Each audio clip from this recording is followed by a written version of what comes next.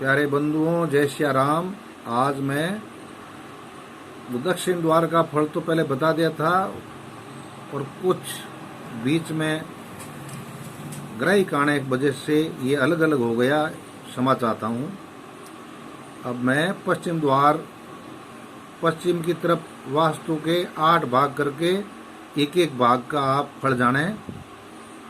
प्रथम भाग के पिता होते हैं, यानी दक्षिण की तरफ से उत्तर की तरफ जाना है। प्रथम भाग के स्वामी पिता होते हैं और पिता द्वार में पुत्रों में पीड़ा होती है।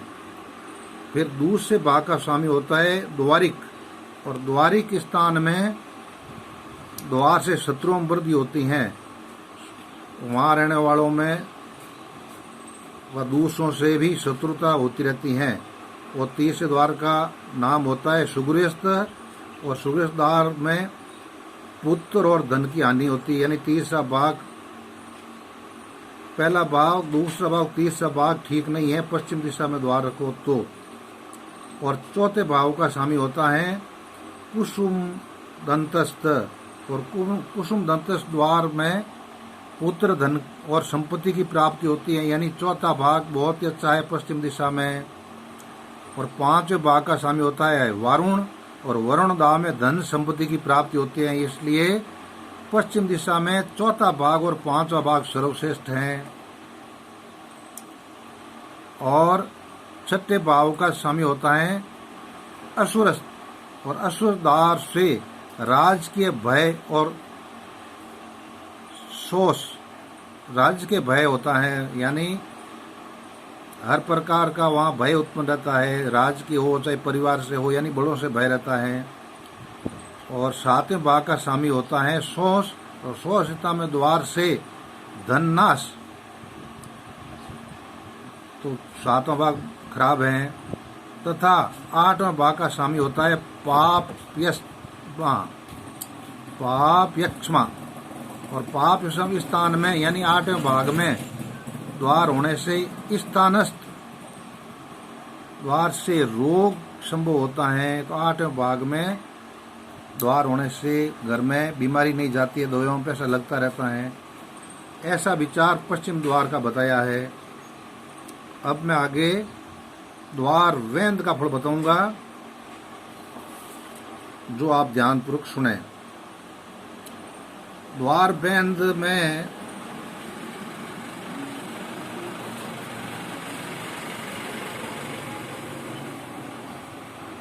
यदि गृह द्वार के सन्मुख मार्ग हो, वृक्ष, कोई बड़ा वृक्ष लगा हो द्वार के एकदम सामने, अन्य घर यानी दूसरे घर का कोई कोना पड़ता हो, एक द्वार के सामने कुआं हो, कोई खंभा हो, स्तंभ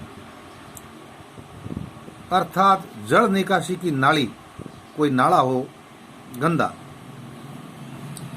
तो इस प्रकार गृह द्वार वेद युक्त होने से, यानी ऐसा ग्रह होने से अशुभ फलकारक होता है। इसका परिहार यह है कि यदि गृह द्वार की ऊंचाई से द्विगुणित भूमि को छोड़कर आगे इन चीजों का वेद हो तो भी वे मार्ग आदि अशुभ कर नहीं होते।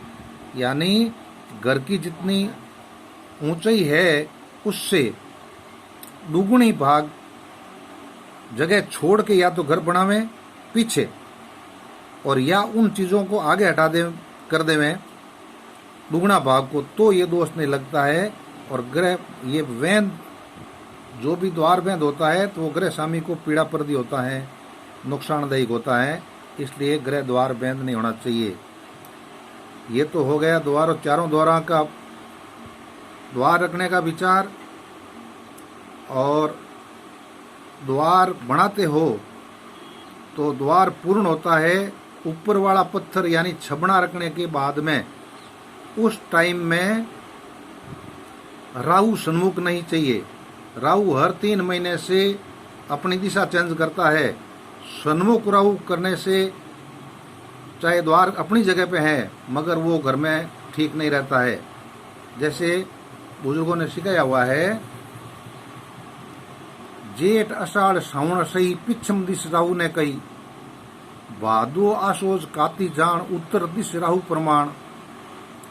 मींगर पो माह सही पूर्व दिश राहु ने कही, और फागण चेत भले बैसाग, और दक्षिण दिश राहु ने राग।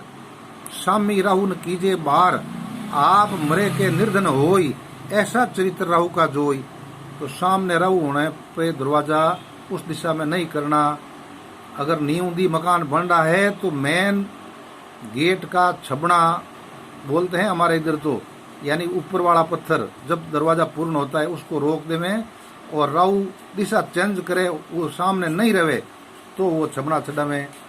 तो छबड़ों का भी मुहूर्त लेवे। मकान नींव देने का मुहूर्त यानी शिलान्यास का मुहूर्त होता है प्रथम, और द्वितीय मुहूर्त होता है वो होता है छबड़ा चढ़ाने का। और छबड़ों में देखना पड़ता है द्वार चक्र। द्वार चक्र में सूर्य नक्षत्र से जिस दिन छबड़ा चढ़ाते हैं उस दिन शुभ टाइम में, और सूर्य नक्षत्र गिनती करके द्वार नक्षत्र विचार, ये पंडितों को ध्यान है, आपको तो समझ में आएगा नहीं, तो इसलिए किसी पंडित को पूछ लेना छबड़ा चढ़ाने का मुहूर्त। जब भी ये सब आपके लिए शुभदायक होंगे फिर छबड़ा चढ़ा देना उस मुहूर्त में। और द्वार नक्षत्र तो जरूर देखें, द्वार नक्षत्र देखे बिगर छबड़ा न चढ़ावें, एक राहु और एक द्वार नक्षत्र। अब मैं ये वीडियो संपूर्ण करता हूं। और कल मैंने जो गजानन जी का वीडियो चढ़ाया था विवाह के लिए, धन प्राप्ति के लिए, वो खाली एक दो चीजों के लिए नहीं है। कोई भी मनोकामना हो, संकल्प करके जो भी मनोकामना करके मैं बताऊंगा उस विधि से, और मुहूर्त भी दूंगा मैं। उस मुहूर्त में अगर वो मूर्ति बना करके करेंगे तो आपको जरूर लाभ होगा, ऐसा शास्त्र सम्मत कह रहा हूं मैं। ऐसे वीडियो खाली कपोल कल्पित नहीं चढ़ा रहा हूं, प्रमाणित भी है और आजमाया भी है। फिर मैं सबकी भलाई के लिए चढ़ा रहा हूं। बाकी लोग तो अपनी कमाई देखते हैं, मेरे को सब्सिडी नहीं हो रहा है कोई विशेष, मगर मेरे को कोई मतलब नहीं है, सब्सिडी करे चाहे नहीं करे, मैं तो एक भलाई का काम छोड़ के जाना चाहता हूं, सबके हितार्थ जो सबके काम आएगी। क्योंकि पंडित लोग आजकल मतलब हर एक की पहुंच नहीं है उनके पास जाकर पूछने की, इतनी रेटें हो गई हैं। मैं देखता हूं सबके हितार्थ अगर हो जाए तो सबका भला हो। वासुदेव कुटुंब यानी संसार सब कुटुंब है, सब यहीं रह जाएगा। जय सिया राम, जय परशुराम, जय गुरुदेव।